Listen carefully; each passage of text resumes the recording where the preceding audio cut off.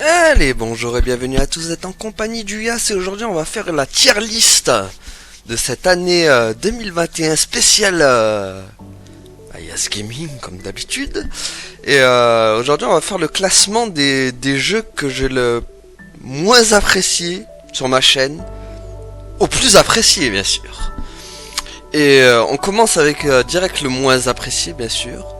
Déjà dans à la dernière position, je mets tout de suite Need for Speed dans les bof. Need for Speed qui va direct dans bof les amis. Alors je m'explique pourquoi il va dans les bof. Tout simplement parce que l'histoire, elle est pas terrible, malheureusement, à mon grand dame. Le début partait super bien. J'avais kiffé l'ambiance, nanani, l'ambiance un peu fête, entre copains. Sauf que voilà, en fait, cette ambiance, c'est ça en fait tout le long du jeu. Et en fait, ça manque de... Il n'y avait pas de véritable méchant dans l'histoire. Par contre, le gameplay était top. Par contre, on ressentait la vitesse, on ressentait les trucs. Mais voilà, mais malheureusement, c'était pas assez. Donc pour moi, Need for Speed, ça va dans les bofs. Voilà. On passe au prochain qui est Life is Strange True Colors, que j'avais bien aimé aussi, mais il y a eu des trucs que j'ai pas aimé non plus dedans. Alors on va commencer quand même par les trucs que j'ai bien aimé. On va dire le personnage d'Alex qui est assez attachant, on va dire. J'aime beaucoup aimé son histoire avec son frère Gabe. Bon après il est mort quoi, mais bon. Et le fait que c'est Alex c'est une personne assez attachante quand même, qui aime bien aider les autres et voilà. Ça j'avais bien aimé. Après pour ce que j'ai moins aimé par contre c'est des fois c'est l'histoire, des fois elle traîne un peu trop en longueur, de moments il se passe pas grand chose, mis à part vers la fin après. Enfin t'avais le début qui était bien, le début nickel, il se passait des trucs. Après chapitre 2, 3 ça commençait à... il manquait des choses quoi en fait, et ça avançait pas, c'est traîné trop en longueur en fait. Jusqu'à attendre bien sûr le chapitre 4 avec Jade, la pourriture d'ailleurs, qui nous a fait tomber du truc. Mais voilà. Mais bon, allez. L'histoire était quand même pas mal, mais ils auraient pu faire quand même beaucoup mieux. Donc du coup, je le mets, allez, je suis gentil, j'ai été clément quand même, je le mets dans pas mal. Je le mets dans pas mal, il était pas mal quand même. Mais il y a des trucs que j'ai pas aimé quand même. Genre par exemple les scènes de chapitres où ça a été cut comme ça direct. Ah, ça c'était pas bien, c'était pas bien. C'était pas bien du tout ça. Aïe aïe aïe. Ah la violence quoi. Ah les cuts dégueulasses comme ça là. Ah, ça m'a rappelé tellement... Je crois que même dans Before the Storm ils l'ont pas fait ça, ces cuts dégueulasses comme ça. Voilà quoi, donc... je le mets dans pas mal, mais il ira pas plus haut, quoi. Voilà.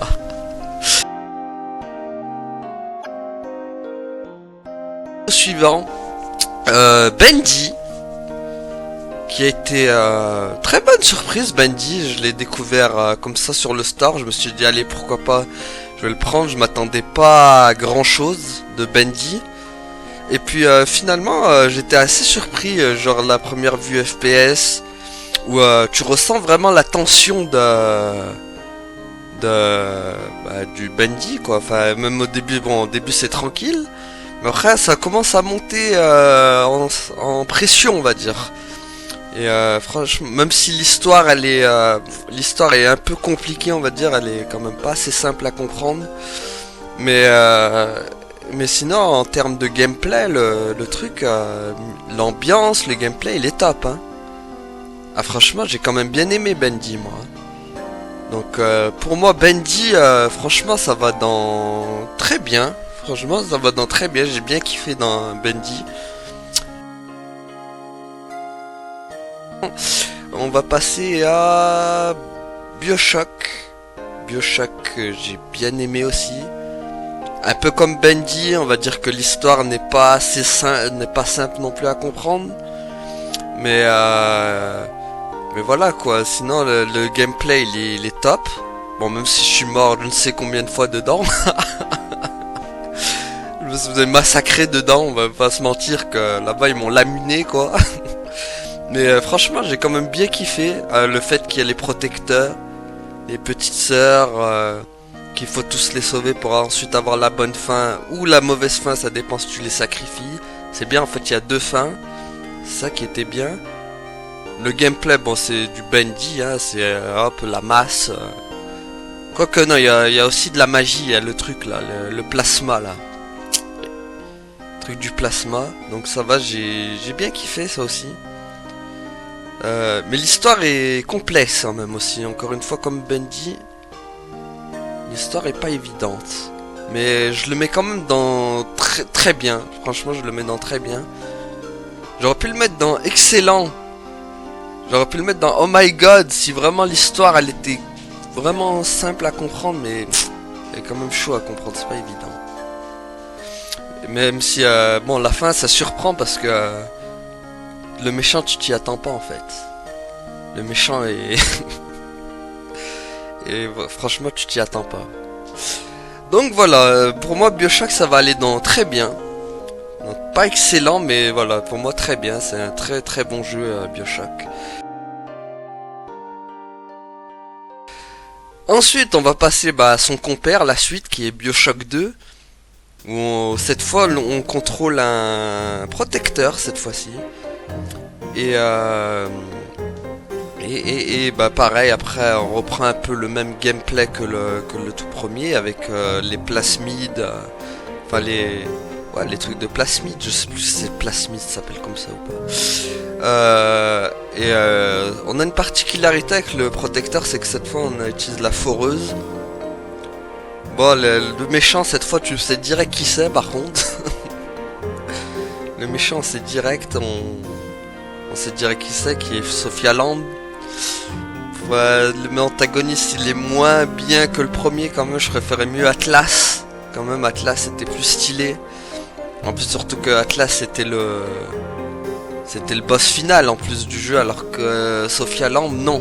Malheureusement Sophia Lamb elle fait juste ça pour dire oui mais sujet 47 ou je sais pas quoi, il faut pas faire ça, donc ouais, donc voilà. Mais sinon l'histoire on va dire qu'elle est plus simple à comprendre que le premier déjà. Par contre on comprend déjà plus de trucs, parce qu'après bon vous me direz c'est la suite, c'est normal qu'on comprend mieux, mais et plus c'est déjà plus simple à comprendre. Mais voilà, sinon mais je le mets quand même dans BioShock 2 par contre je le mettrais dans pas mal. Parce qu'il est quand même moins bon que le premier je trouve. Même si bon c'était bien quand même avec Eleanor, le fait qu'il y ait le fait qu'elle devienne une grande sœur après. La fin était pas mal aussi, j'avais bien aimé la fin, il y avait une belle fin avec Eleanor. Mais quand même le niveau de l'histoire c'est quand même un petit cran dessous de BioShock 1. Donc pour moi BioShock 2 ça ira dans pas mal. Ensuite on passe à Rayman Legends. Rayman Legends qui est un jeu que j'avais bien kiffé aussi. Les mondes étaient franchement ils étaient cool. Avec leur petite ambiance musicale comme ça, franchement bien kiffé. Le gameplay il est bien dynamique comme je les aime. Quoi dire d'autre? Les boss c'était sympa aussi. Bon ça reprend après Rayman Legends en fait, il y a aussi du Rayman Origins dedans, donc c'est bien, ils ont réuni en fait les deux ensemble. Et j'ai trouvé ça cool. Du coup ouais franchement les thèmes musicaux ils sont top, le gameplay était bien. Bon même si des fois il y avait des trucs que j'ai pas aimé, genre le truc en 8 bits là où ils te mettaient des trucs dégueulasses tout flou là. Oh, ça par contre j'avais pas aimé. Bon c'était qu'un seul monde donc encore à la limite ça va. Mais franchement par le reste le jeu il est vraiment top hein, et tu t'éclates dessus hein. les thèmes musicaux ils sont top. Ouais, franchement, pour moi, Rayman Legends ça finit en très bien quoi, direct. Y a pas à chipoter. Franchement, Rayman Legends, franchement très bien. Très très bien, je me suis éclaté dessus. Franchement, j'ai kiffé le faire moi. Donc voilà, Rayman Legends est en très bien. Donc voilà, finalement. On passe à Cuphead. Cuphead, un jeu que j'ai fait en tout, enfin entre 2020 et 2021. Comme certains jeux. Mais Rayman Legends c'était pareil, j'ai fait entre 2020 et 2021. Donc Cuphead. Cuphead, il m'en a fait baver quand même. Cuphead quand même c'était quelque chose hein. Mais qu'est-ce que j'ai kiffé par contre. Oh là là là là, le design le design cartoon comme ça là. Franchement même le gameplay il est fun hein. Le fait que tu... En plus ce jeu, l'histoire bof elle est... C'est basique quoi, c'est genre Mug et Cuphead, Mugman et Cuphead qui doivent sauver leur vie parce que voilà ils ont fait un pacte avec le diable, parce que les deux ils sont allés jouer à un casino et ils ont tout perdu et du coup ils sont allés miser leur âme quoi. Et voilà, après ils se retrouvent dans un bordel à affronter 15 000 monstres. 15 000 trucs tout bizarres les uns que les autres. Mais franchement j'ai kiffé hein, Cuphead. Même si c'était dur, des moments ça m'a cassé la tête. Je vais pas vous mentir, des moments il y avait des pétages de câbles à faire. Mais le gameplay il est jouissif et franchement ça te pousse à aller en fait à te dépasser toi-même quoi. C'est un surpassement quoi. Bon, même si l'histoire bof, l'histoire elle est pas ouf. Le gameplay par contre il l'est. Donc Cuphead en fait je vais le mettre dans pas mal. Parce que le jeu est bien mais voilà l'histoire elle est pas terrible quand même. Tu joues vraiment pas pour l'histoire, tu joues juste pour faire les boss et les défoncer quoi. Mais sinon voilà, Cuphead pour moi ça va dans pas mal. Mais ça ira pas plus haut. Donc voilà, on attaque la suite avec Final Fantasy VII Remake. Pareil, jeu que j'ai fait en 2020-2021, pareil les deux trucs. Franchement j'étais agréablement surpris, le jeu est franchement bon, franchement très très bon. Cloud, il y a des trucs que je m'y attendais pas, genre tu vois Sephiroth débarquer d'un coup, des trucs qu'ils ont pris le risque de pas reprendre tout à fait comme dans l'original. Et je trouve que ça a bien marché, le fait que voilà quoi, si tu vois Sephiroth, tu vois des scènes, il y a des scènes marrantes comme le Wall Market là-bas, le Onibi là, j'ai kiffé. Alors qu'elle n'était pas aussi, dans l'original, elle était pas aussi marquante. Le passage dans Wall Market, on va dire, il était bien, mais pas aussi marquant que dans le remake, je trouve. Dans le remake, je trouve qu'ils l'ont surpassé là au niveau de cette scène là, les trucs Onibi, les trucs comme ça, j'ai kiffé. Le fait aussi que Sephiroth, c'est plus le Sephiroth de l'original, mais celui de Advent Children du coup. Et franchement, c'est pas mal. Du coup, ça fait que ça réunit, ça va réunir par la suite, on va dire plusieurs FF, comme Crisis Core et Dirge of Cerberus, parce qu'on voit aussi Zack qui est dedans, alors qu'il est supposé mort dans Crisis Core. Voilà. Donc franchement, à part l'histoire, franchement j'ai kiffé. Le gameplay, beaucoup moins quand même. On va pas se mentir, le gameplay j'ai eu du mal. Hein. Le gameplay mode bourrin là, c'était bien, mais des moments c'était relou un peu quand même. Au niveau gameplay quand même, je préfère l'original quand même. Mais voilà.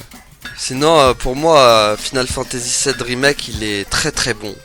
Je le mettrai pas dans Oh My God, mais franchement, pour moi, il est très bon. Final Fantasy VII Remake, y a pas à dire, il est très bon. Malgré ses petits défauts de gameplay, des fois, Le gameplay des fois un peu galère à prendre en main, mais sinon voilà. Sinon tout le reste, l'histoire, tout ça, j'ai vraiment kiffé franchement.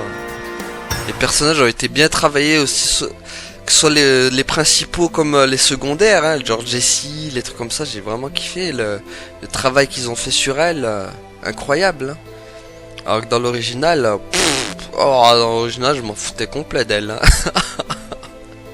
Alors que dans le remake, franchement, je me suis attaché à elle. Hein. C'était incroyable dans le remake. Hein. Ils l'ont bien travaillé, je trouve. Donc voilà, pour moi, Final Fantasy VII Remake, pour moi, qui va dans très bon. Franchement, j'ai kiffé le faire. J'aurais pu le mettre dans excellent, mais le fait que le gameplay j'ai eu du mal avec, ça fait que... si le gameplay il aurait été vraiment top chez top, je l'aurais mis plus haut. Mais non, j'ai pas... le gameplay m'a pas trop parlé, on va dire. Donc voilà, je le mets dans très bon quand même. Ensuite, on va passer à... On a fait Life is Strange, on a fait un... On va passer à Resident Evil 5. Resident Evil 5, j'ai fait pareil en début d'année. Début d'année 2020, je crois 2021. Ou je sais plus, je crois que 2021 peut-être. Resident Evil 5 qui se passe en Afrique. Avec Chris et Sheva. Sheva la casse-balle. Et c'est un jeu que j'ai quand même... il était sympa. Il était sympa à faire. Pas le meilleur des Resident Evil, bien sûr. Ça vaut pas un 4, un 2, un 1 ou le 3 si tu veux. Mais franchement, c'était sympa à faire. L'histoire de Chris était bien. Le fait qu'il aille chercher Jill partout dans l'Afrique, quoi, avec tous ces zombies. Le bestiaire, en plus, le bestiaire est sympa dans Resident Evil 5. Il y a toutes sortes de monstres, quoi. C'était sympa. Bon, Sheva, par contre, elle cassait la tête à dépenser toutes les balles. Elle m'a vraiment saoulé, par contre, Sheva, avec les balles, là. J'en avais marre d'elle. Faut pas se mentir que Sheva, elle était chiante. Wesker aussi qui fait partie de l'histoire que j'ai bien aimé là, le Wesker en mode Matrix comme ça là. Ah, il m'a vendu du rêve même si il était chiant à affronter aussi comme boss. Mais franchement sympa. Hein. Le fait qu'ils aient mis aussi Wesker et Jill ensemble contre Sheva et Chris, c'était sympa, c'est bon combat en duo comme ça. Les musiques sont pas mal, franchement les musiques sont top. Pas autant que les anciens bien sûr. On parlait de Resident Evil 5. Oui, donc je disais les musiques étaient pas mal aussi. Pas mieux que les anciens bien sûr, mais franchement ça va, elles font le café quand même. La musique par exemple de Jill quand la combat elle est stylée, franchement j'ai bien kiffé les musiques. D'ailleurs il faudrait aussi que je parle des autres musiques genre Life is Strange. Bon, Life is Strange j'ai dû couper aussi les autres musiques parce que voilà elles étaient copyright. Donc du coup pareil pour Need for Speed. Il y avait quoi, Final Fantasy VII Remake, elles étaient sympas les musiques. Bon, ça valait pas l'original. Les musiques originaux étaient pas mal, mais enfin les musiques originales au contraire elles étaient meilleures. Mais celle du remake c'était sympa, mais ça vaut pas les originaux quoi. Il y avait quoi encore, Rayman Legends, j'avais dit que les musiques c'était top. Cuphead, les musiques étaient sympas aussi. Franchement j'avais bien aimé aussi les musiques de Cuphead. Elles étaient fun, enfin elles étaient bien dans l'univers où on était quoi. Donc j'ai bien kiffé aussi. Bon voilà, Need for Speed j'ai dit que voilà je pouvais pas les mettre parce que c'était copyright, du coup j'ai dû moi-même les mettre. Voilà. Donc Resident Evil 5 je le mets dans pas mal. Mais voilà, il ira pas plus haut parce que voilà quoi, les Chris, Sheva, Chris, on va pas dire que j'ai une grosse affinité avec ce personnage. Son background, il est un peu bas quand même, on va dire, par rapport à des Léon, Ada, les Jill, même Jill, hein, la meilleure background, je trouve. Mais Chris, j'ai toujours eu du mal avec Chris, moi. Ça a jamais été mon personnage vraiment préféré du. Il est pas mal, mais bon, ça reste un cran en dessous d'un Léon, d'une Ada, d'une Jill, voilà par exemple quoi. Mais voilà quoi, mais bon, il reste quand même un personnage emblématique de la série, notre ami Chris. Mais voilà, pour moi le jeu il ira dans pas mal déjà, c'est déjà pas mal, mais ça ira pas plus haut. Voilà. Bon, ça est là, on va commencer à rentrer un peu dans du lourd, on va dire, avec les jeux que. Enfin, non, pas encore les jeux que j'ai préférés, on va attendre un peu encore. Parce qu'il reste Dragon's Dogma. Dragon's Dogma Dark Arisen. Un jeu que j'ai kiffé faire, franchement. Bon, l'histoire, elle est nulle. Hein. L'histoire, elle est nulle. C'est l'histoire d'un dragon qui prend le cœur d'un humain pour que ça devienne un insurgé. Pour qu'après, le mec doit aller tuer le dragon pour récupérer son cœur. L'histoire elle est pas terrible on va dire quoi, c'est pas une histoire à la Final Fantasy ou Grandia si tu veux mais voilà, mais l'histoire déjà elle est pas ouf. Déjà ça c'était le défaut, l'histoire elle est pas dingue malheureusement. Mais le gameplay franchement rattrape tout le reste, on va dire parce que le fait qu'il y ait plusieurs classes en fait, notre personnage a le droit à plusieurs classes, genre mage, sorcier, archer, chasseur, guerrier, champion, il y avait plein de classes où justement on pouvait apprendre plein de techniques et ça j'ai trouvé ça cool parce que les techniques elles sont diverses et variées et on voit pas mal d'animations.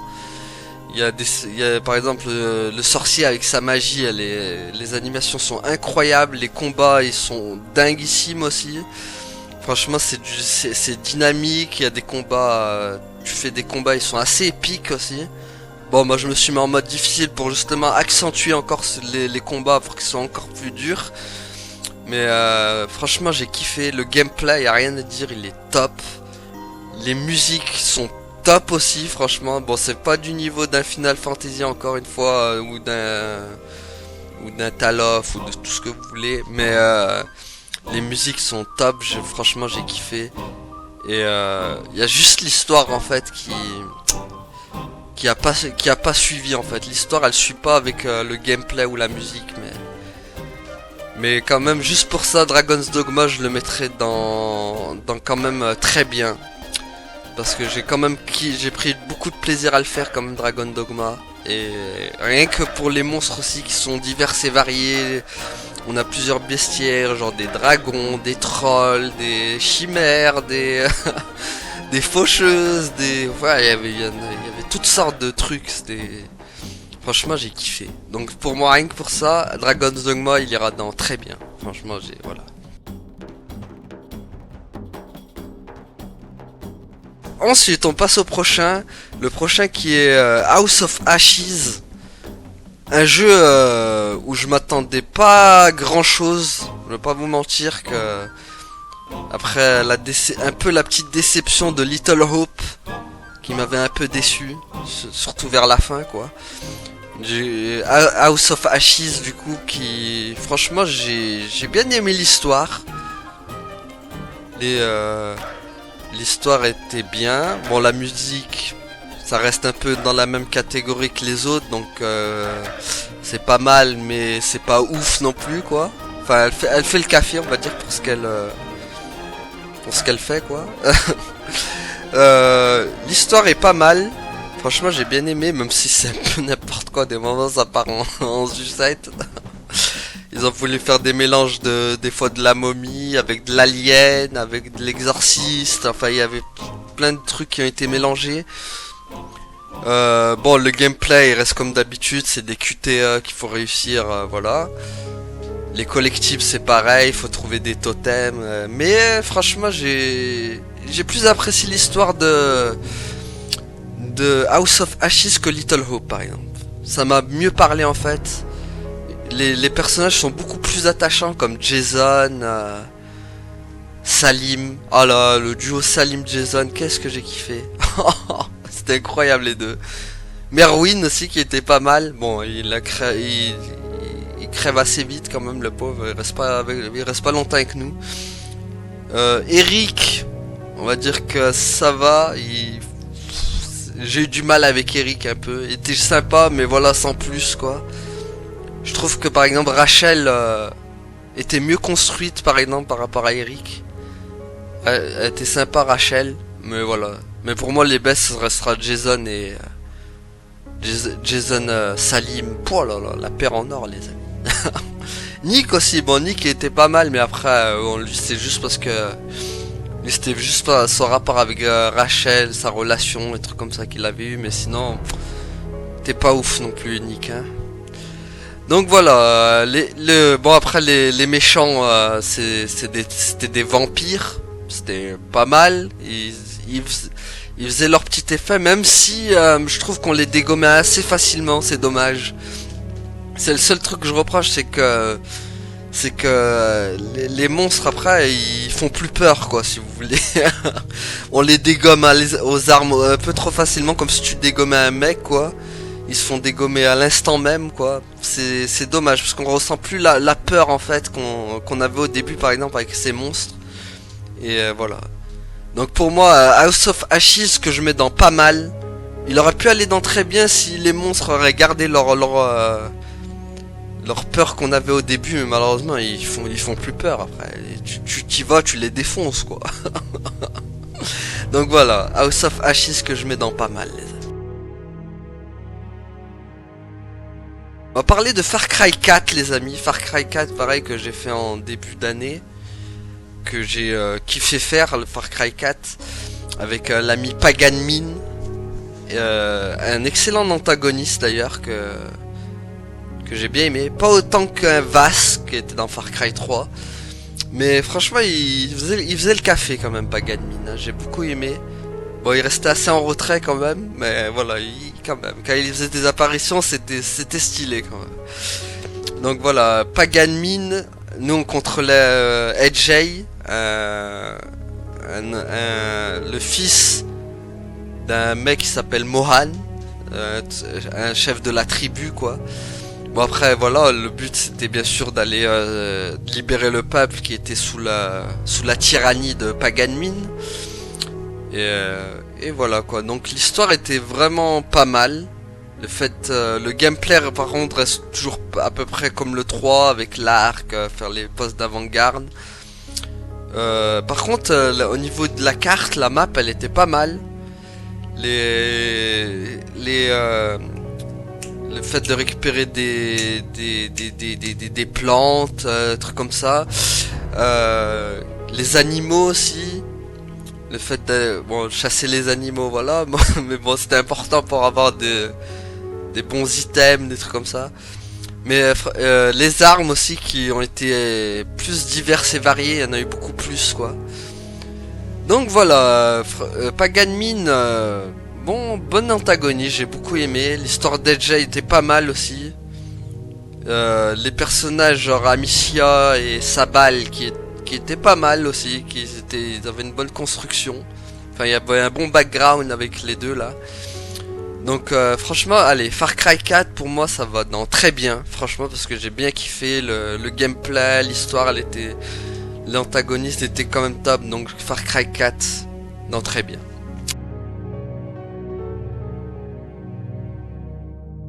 Ensuite on va passer à The Last Guardian les amis. Aïe aïe aïe, The Last Guardian avec l'ami Trico et Billy. Oh là là, qu'est-ce qu'on en a pensé de ça. On en a passé de magnifiques aventures avec ces deux là. Aïe aïe aïe. Donc voilà,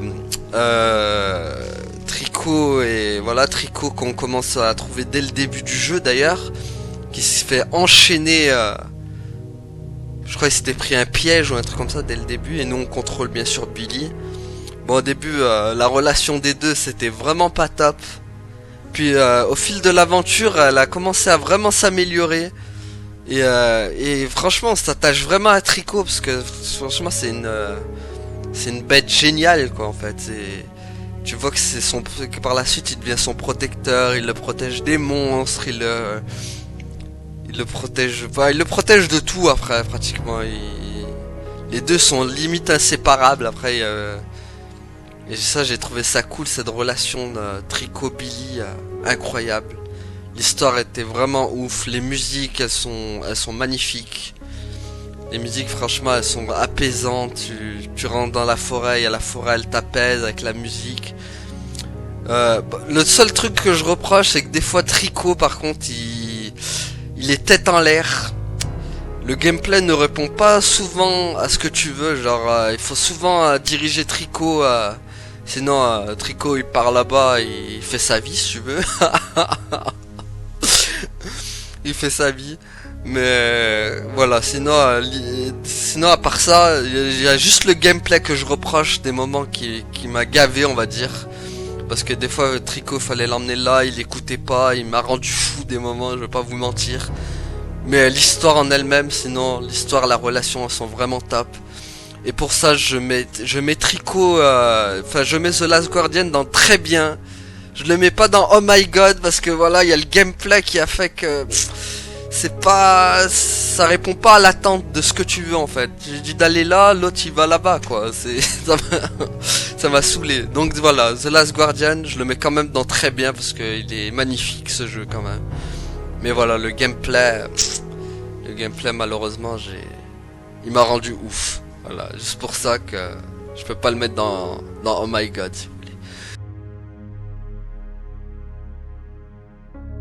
Voilà, alors, ensuite on va passer à Ark le clan des Démos. Ark le clan des Démos, magnifique. On a l'histoire de Karg et de Dark, qui sont deux frères opposés. Enfin ils sont pareils en fait, ils sont mi-humains, mi-démos. Mais dans le clan opposé, genre Karg chez le côté des humains, Dark chez le côté des démos. Ça a été un plaisir de suivre leur aventure à tous les deux. Franchement, même si j'ai une préférence pour Dark, parce que Dark, avec tout ce qui s'est mangé dans la gueule, il a quand même tenu. Karg, il était un peu plus fragile, on va dire, dès qu'on commençait à avoir des petits problèmes, il commençait à devenir fébrile.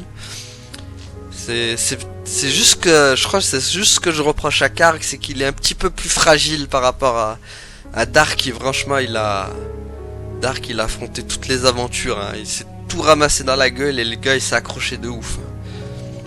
Et je comprends tout à fait sa haine qui était justifiée contre les humains, qui lui ont fait vraiment la misère quoi.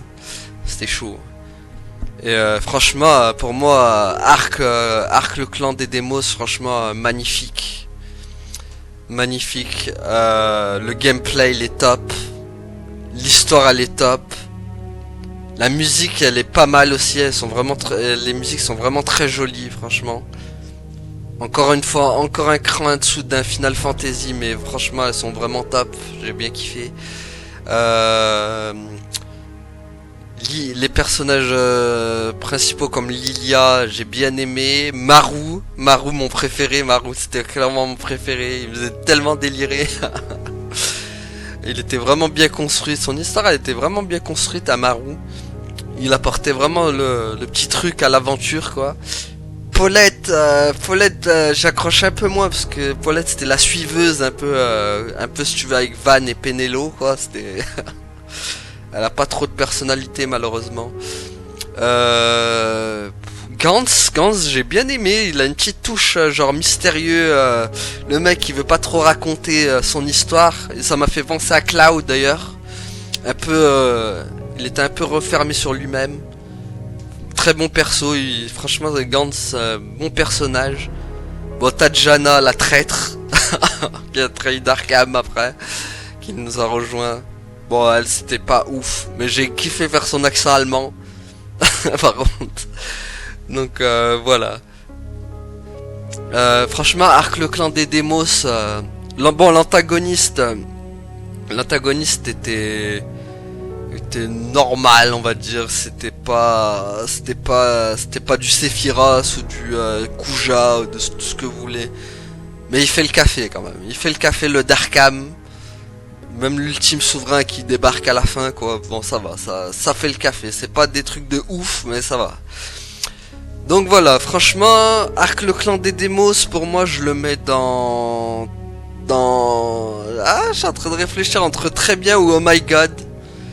Parce que, allez, Arc le clan des démos, ça va dans quand même oh my god. Parce que voilà, l'histoire, elle est vraiment dingue. Tu t'accroches de ouf. Un coup tu suis Karg, un coup tu suis Dark, et les deux sont super bien construits. Les deux ont chacun leur équipe en plus.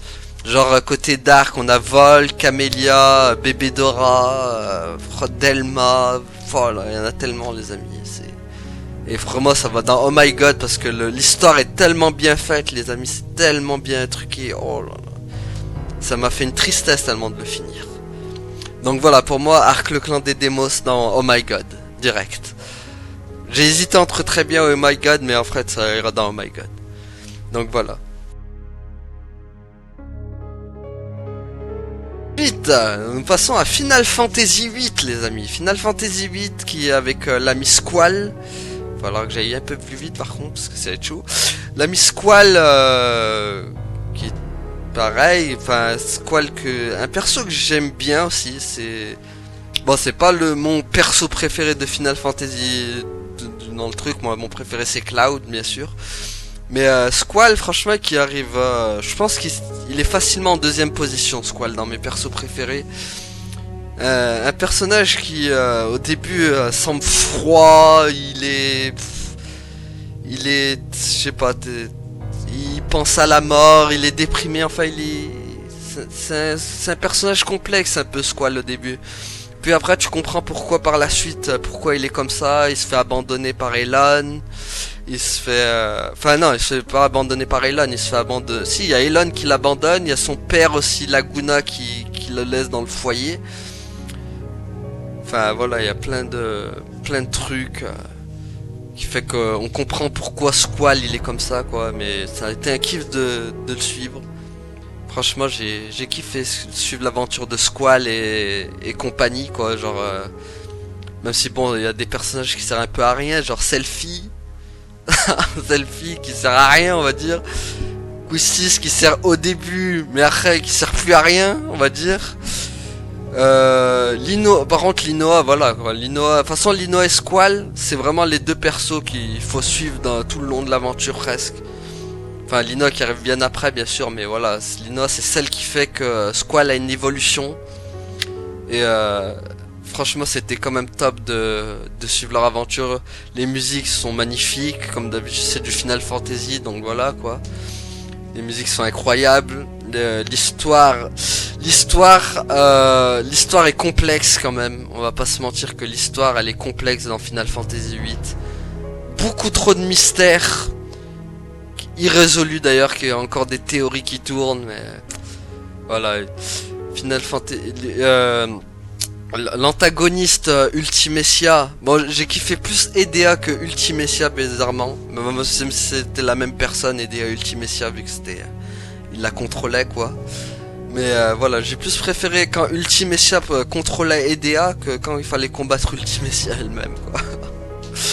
Mais voilà, Ultimecia franchement, trop de mystères dans ce personnage, on n'en apprend pas assez à part qu'elle déteste les Cid. On sait qu'elle les aime pas, mais on sait pas vraiment pourquoi elle les déteste. Est-ce que c'est parce qu'elle a perdu... Est-ce que parce que c'est la Linoa du futur qui a perdu Squall? Du coup, ça fait qu'elle le déteste comme ça. Enfin, je sais pas, il y a trop de théories sur Ultimecia.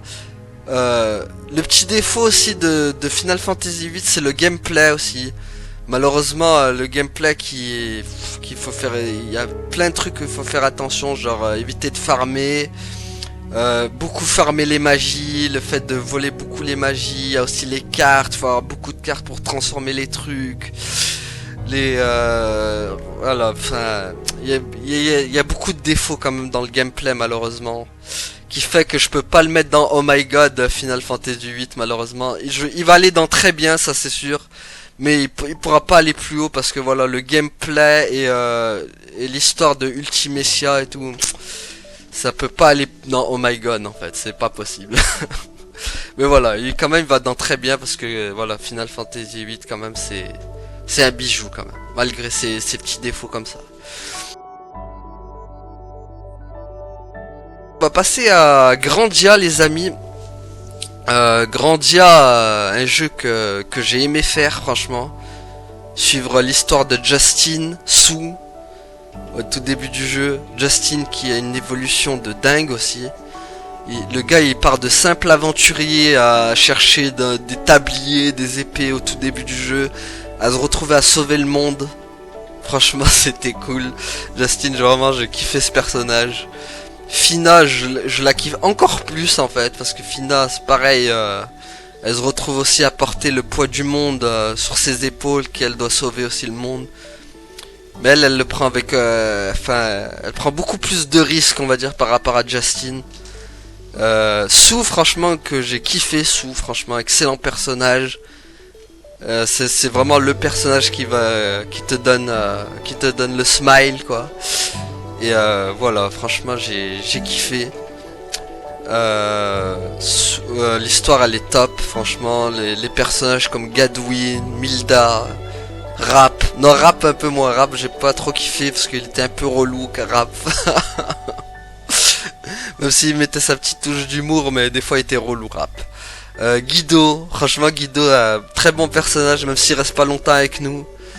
J'ai kiffé aussi. Qui d'autre? Milda, elle était pas mal aussi.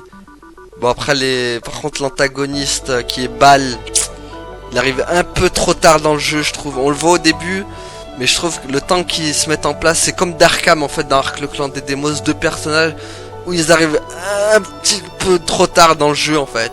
C'est dommage. Mais voilà, sinon les personnages sont vraiment top. La musique est pas mal. La musique est vraie. À certains moments, franchement, j'ai bien kiffé. Pas toutes les musiques, mais les musiques sont quand même assez belles dans le jeu. Et franchement, l'histoire est quand même, elle est quand même top. L'histoire. Bon, le défaut, je dirais, c'est le défaut de ce jeu. Je dirais que ça traîne des fois en longueur. Les magies qui mettent longtemps à monter quand même. Faut quand même pas mal farmer pour monter les magies, les trucs comme ça. C'est assez long. Beaucoup trop de combats aussi par moment. Le fait que les monstres ils te viennent, ils te bloquent tout le temps, ça c'est assez chiant dans Grandia. Donc voilà, pour moi Grandia il va aller dans très bon. Grandia il ira dans très bon, pas Oh My God parce que voilà il y a quand même des défauts. Genre les magies à monter, les combats des combats où t'en as des masses, malheureusement beaucoup trop de combats quoi. Mais voilà, sinon Grandia voilà, non très bon. Et bah voilà, on va finir avec le dernier normalement. Le dernier de la liste qui est Nier Replicant les amis. Alors là, Nier Replicant. Oh là là là là. Quel jeu les amis. Mais quel jeu. Ah, un chef-d'œuvre. Un chef-d'œuvre. Pourtant au début c'était assez tranquille au début. Petit combat, tranquille comme ça. L'histoire, bon, l'histoire a été un peu basique au début. Genre, Yona, tu contrôles le personnage qui s'appelle Nier. Enfin, il a pas trop de nom, on va dire. Il a pas... On va l'appeler Nier, nous, mais sinon le gars il est random, il a pas de nom en fait. Mais voilà, en fait, c'est un personnage qui au début s'occupe de sa sœur pour la soigner d'une nécrose, je crois, une nécrose runique ou un truc comme ça, une maladie assez rare. Et après, par la suite, le mec se retrouve dans à faire tout plein de combats pour sauver sa sœur. Ensuite, il récupère un grimoire. Après je disais, il récupère un grimoire qui s'appelle Vice. Franchement, grimoire il me faisait délirer. Il rabaissait le héros comme jamais. Et après par la suite, pareil, les deux ils ont une relation qui petit à petit le grimoire le prend vraiment comme le respecte vraiment en fait. Parce qu'au tout début, en fait, il y avait aucun... Le grimoire Vice ne respectait même pas le héros, mais c'est abusé. Pour lui, c'était une sous-merde, comme dirait Alex. Mais voilà, après, il y a une évolution. Après, on rencontre petit à petit des personnages comme Kainé, Emile. Pareil, ils ont des évolutions de dingue. Kainé, pareil, le héros, elle le respectait même pas. Et après, par la suite, elle commence à avoir des sentiments pour le héros. Et bon, Emile, c'est un peu comme si vous voulez Vivi. Lui, c'est le gars tranquille, innocent, pur, si vous voulez, mais qui a le sens qui a le sens de l'honneur, du sacrifice et franchement, les trois personnages sont méga bien construits, quoi. C'est des trucs de fou. Les trois ont des évolutions en fait. Et et quand tu sais que l'histoire, en fait, finalement, il n'y a pas vraiment de méchants. C'est même à la limite nous les méchants dans l'histoire, en fait, dans le jeu, parce que c'est nous, on tue des ombres. En fait, les ombres qui étaient des anciens humains, si vous voulez. Et nous, en fait, on comprend par la suite que nous, on n'est pas humains, en fait, mais on est simplement des répliques d'humains. Et franchement, quand tu sais ça, tu t'en tombes par terre, quoi. Tu te dis, mais ah ouais, mais en fait, c'est nous, on fout la merde dans l'histoire, quoi. C'est truc de fou. Et franchement, l'histoire, elle est vraiment top. Les musiques, j'en parle même pas. C'est des perles, les musiques. C'est des bijoux. Ça coule dans les oreilles, les amis. C'était un truc de dingue. Donc, ouais, franchement, Nier Replicante. On chipote pas, les amis. Ça va direct dans Oh My God. Direct dans Oh My God. Je dirais même Oh My God est dans le premier truc.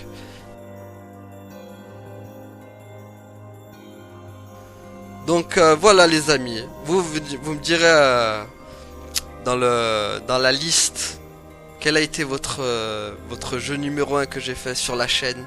Pour moi ça a été Nier Replicante, franchement. Bon après suivi de Arc le Clan des démos, c'est tout ce qui s'ensuit avec.